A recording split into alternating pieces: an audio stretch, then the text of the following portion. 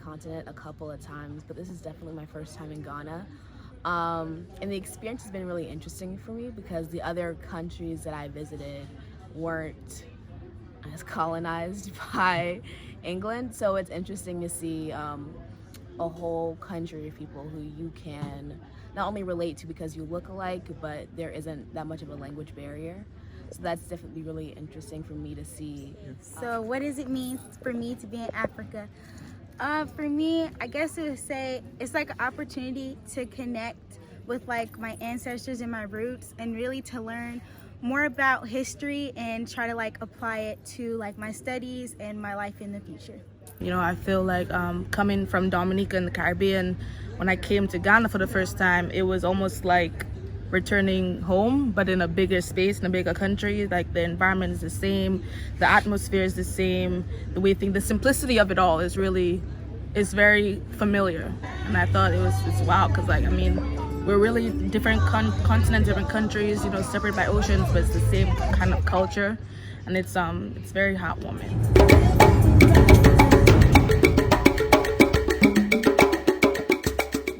I'm Shelley. Be Talent. I'm Shelley Zhu, our reporter. Filipino he has a roast minister. When it comes to road reports and everything, he does it. And go. Hi, this is Zoe Trask reporting live from Ghana, and I'm here speaking to you about women empowerment, gender, and women's studies. Action. I'm Reagan Griffin. I'm here in Ghana reporting. The NBA conference finals are happening right now. The Celtics are currently tied up with the Miami Heat 1-1, and the Warriors are currently leading the Dallas Mavericks 1-0.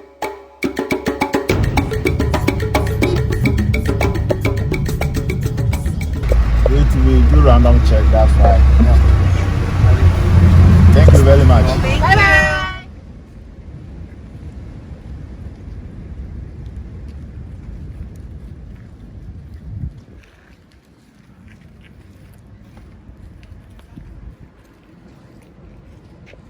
This castle with respect to what happened during the time of the transatlantic slave trade.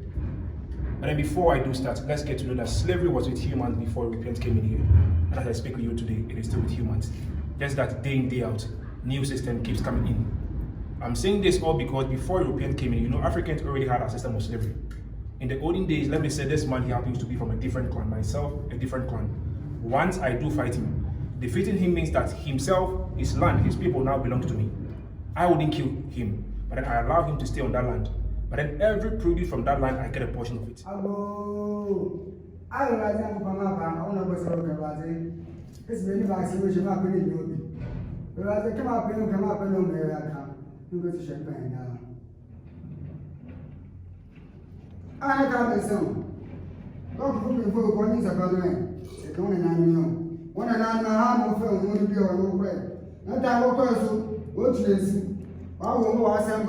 This is a woman. I'll be in our two. Papa won't.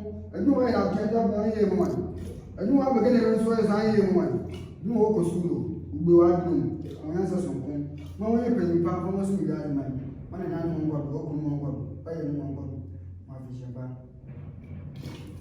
Yes, I'm back. I think it's pretty surreal.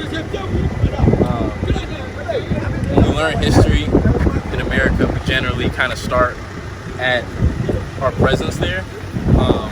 We might learn a little bit about the triangle trade and what the transportation was, but I think it makes it a lot more powerful seeing what happened, literally standing on the floors with, you know, the blood, sweat, and tears of people that were there hundreds of years ago. It was definitely very humbling going to this castle and the one that we visited earlier. Not only just seeing how big like the actual structures are, but then seeing how small the spaces that confined the slaves were. Being on like the actual original floor and the ground, and this experience was very humbling.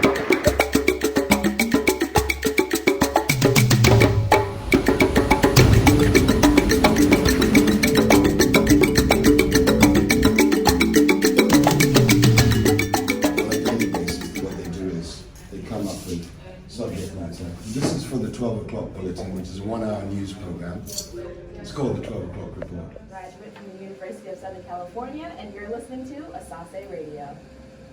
So just say you are listening to Asase Radio. Hi, I'm Nikki Turner from the University of Southern California in Los Angeles, and you are listening to Asase Radio.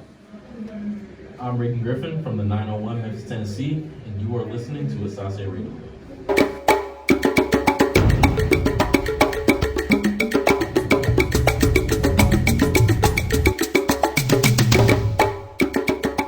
Visiting some event centers to gather stories. So we plan for a week what we want to do. A gentleman may just return from the motorway, the only express road that we have in Ghana, and it's been there for more than 50 years.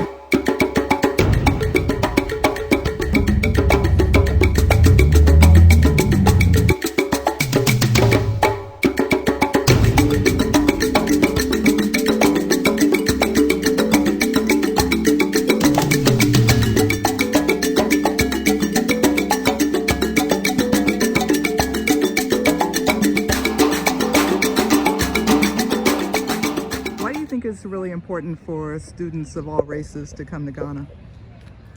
I think it's important because they'll be able to get they'll be able to be exposed to the culture here, and then they'll be able to get a first-hand information, not the one that the media portrays.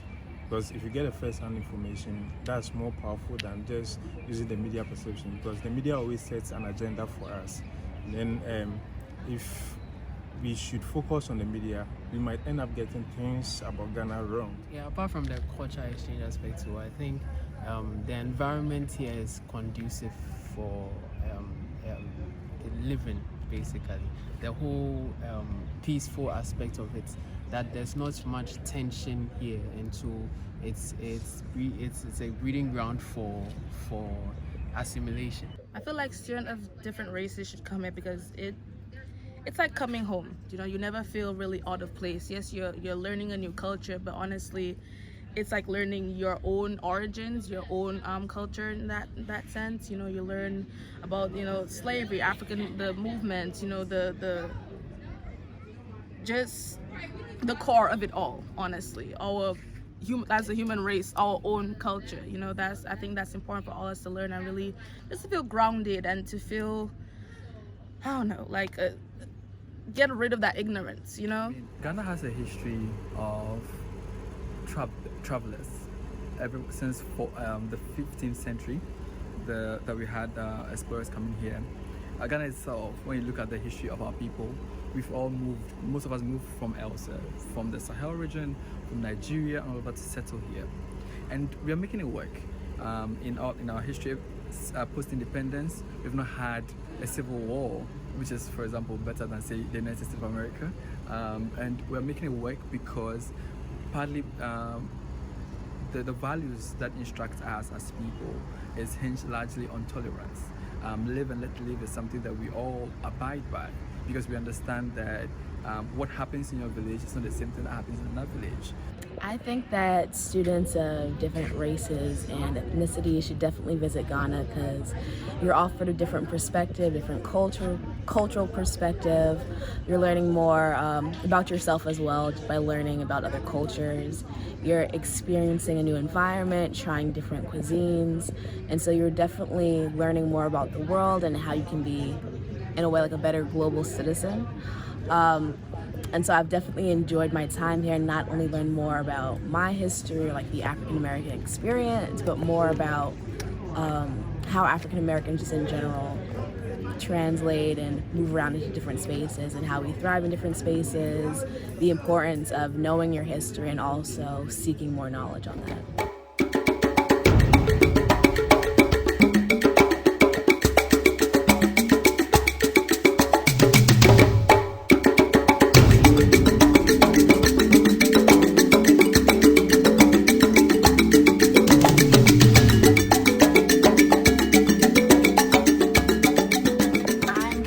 And I'm here with Brenda Taylor Powell.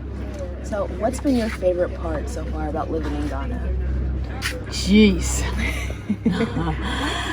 I think I enjoy the people, the warmth, and I think that Ghana has changed me somewhat to develop some humbleness and some patience. And I think that those are the things that have been good for me. Also, I'm in a black country. I'm with black folk, and that's very important for me. You know, it was an adjustment, but it wasn't hard. And the reason I think it wasn't hard was because I had support. I had put in support pieces and people, and I've never had to hit my head on a wall. I've always had somebody to go to. And lastly, what advice would you give to younger generations who are interested in moving to Ghana? I think that you need to know yourself.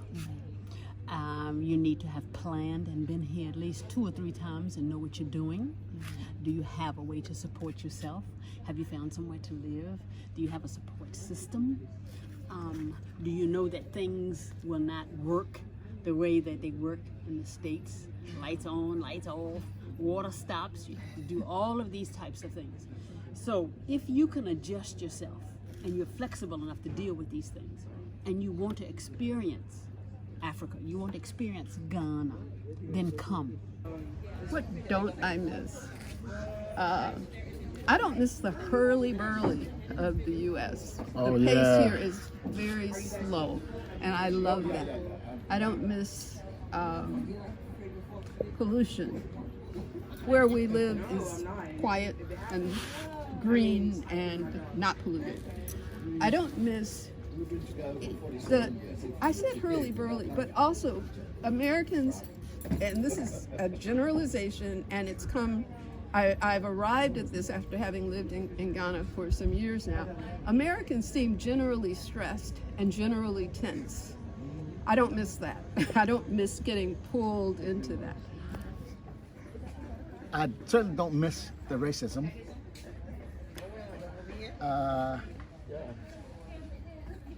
I do miss my family and friends. I don't miss the rudeness that you can find, you know, regardless of color, race, whatever. You know, people in America tend to be rude a lot, if you ask me. Don't miss the police, for sure. The police here are a lot more friendlier and nice. They really are to protect and serve. And you can bribe them. What would you say to the black folks back home, and I hear this all the time, who really don't want to experience Africa for whatever reason? I would tell them, you know, you really need, even if it's just for 2 weeks, come and forget about the Tarzan movies that you saw, okay? Forget about what you see on CNN, or you see nothing but coups and pictures from Ethiopia and Somalia with flies, you know, on starving children. That is not the real Africa. That is by design. It's designed to keep you thinking the way you are thinking. They don't want you to come back here. Can you imagine what happened in America if every African American decided to pack up and leave? They would have nobody to look down on. In the U.S., at least for me and for a lot of black folks with whom I interacted, being black was a part of when you step out of your door. Okay, today I gotta arm myself with armor because I'm a black person in America, and there are going to be issues associated with that. You come here, you're just a person. I see nothing but hard times ahead for black folks in America. Nothing but difficult and challenging times ahead. And maybe I was a prophet, maybe I was ahead of my time. I don't know.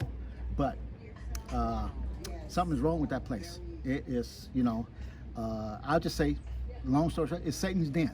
Everybody around me is the same complexion. I don't feel that race issue, that's not there. So that is a real phenomena that we as black people deal with every day. I brought my kids here, and my son said, we took him out and he was like, "Mom, where's the white people?" You know, a youngster. He was just being very genuine because he thought there was just us. So you don't feel that pressure of trying to fit into the Western world.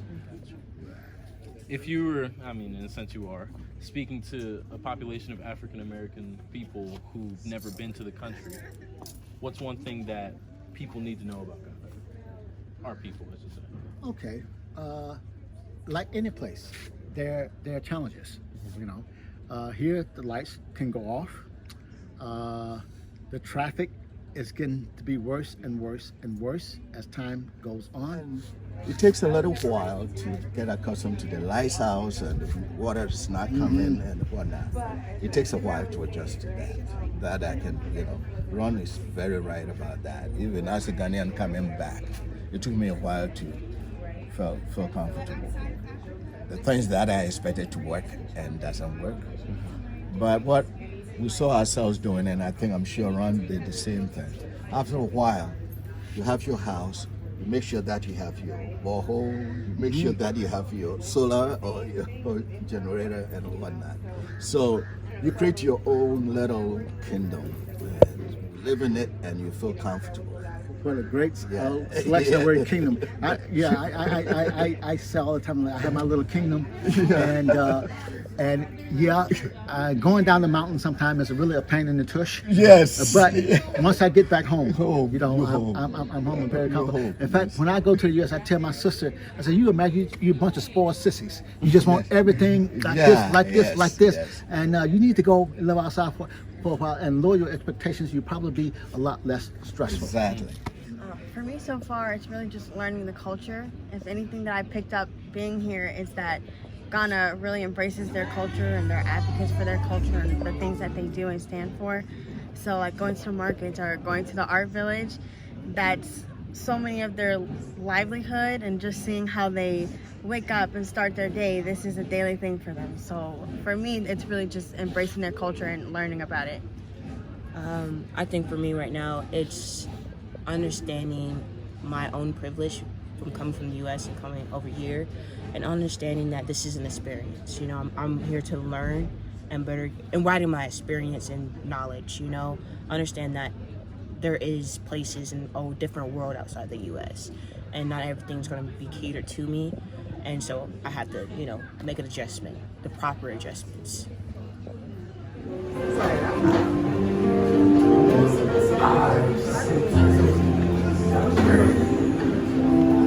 Hello, Louie. Louie in the house. That's my dad. Papa's favorite song.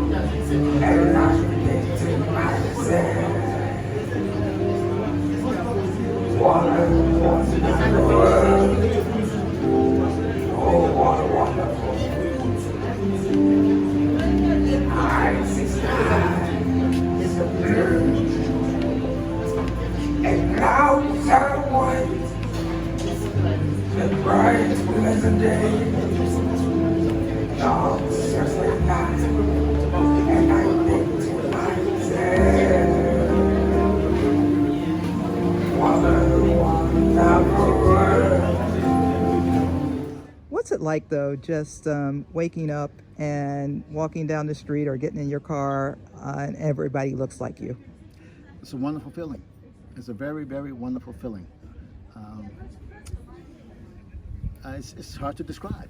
Hey, say thank you, Mommy. Thank you, Mommy. Thank you.